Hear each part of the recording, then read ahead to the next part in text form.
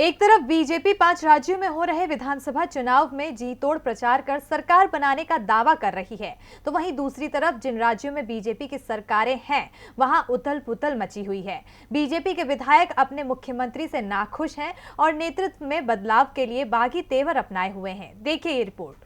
हाल ही में उत्तराखंड में विधायकों के दबाव में बीजेपी के केंद्रीय नेतृत्व को मुख्यमंत्री को बदलना पड़ा। हालांकि बीजेपी आलाकमान ने विधायकों को समझाने की बहुत कोशिश की, लेकिन विधायकों के तेवर इतने सख्त थे कि आलाकमान को झुकना पड़ा और त्रिवेंद्र सिंह रावत की जगह तीरथ सिंह रावत ने मुख्यमंत्री पद की शपथ ली। अब कमोबेश वही हालात कर्नाटक में बीजेपी के लिए पैदा हो गए। मुख्यमंत्री बीएस येदियुरप्पा के खिलाफ बीजेपी के ही विधायक कई मौकों पर लामबंद होते रहे। बीजेपी के कई विधायकों ने भ्रष्टाचार तक के आरोप लगाए। तो वहीं अब बीजेपी के एक और विधायक बासनगौड़ा पाटिल यत्नाल ने ये कहकर कर्नाटक सरकार की टूट को जग जाहिर कर दिया कि आगामी चुनाव से पहले राज्य में पार्टी को बचाने के लिए बीएस येदियुरप्पा को सीएम पद से हटाना होगा। बीजेपी के विधायक बासनगौड़ा पाटिल यत्नाल ने कहा कि राज्य में मुख्यमंत्री का परिवर्तन सुनिश्चित है, वरना बीएस येदियुरप्पा के साथ आगामी चुनाव लड़ना मुश्किल होगा। बासनगौड़ा पाटिल ने कहा कि मैंने भ्रष्टाचार और वंशवाद की राजनीति के खिलाफ बोला है।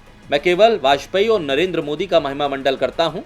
इन दोनों नेताओं के खिलाफ भ्रष्टाचार का एक भी मामला नहीं है। उन्होंने वंशवाद की राजनीति नहीं की है। वो मेरे लिए रोल मॉडल हैं। मैं उन लोगों का महिमा मंडल कैसे कर सकता हूं जो वंशवाद की राजनीति करते हैं और राजनीति में भ्रष्टाचार में लिप्त हैं। बासनगौड़ा पाटिल के मुताबिक 3 मुख्यमंत्रियों के बदलने की आवश्यकता पर चर्चा लंबे समय से चल रही है। चुनावों के बाद कर्नाटक में भी बदलाव होगा।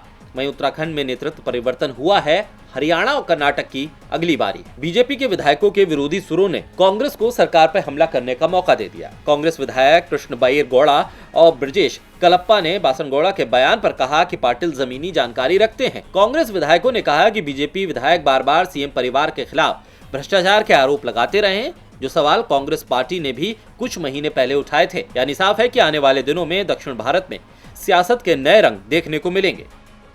डीबी लाइव की रिपोर्ट।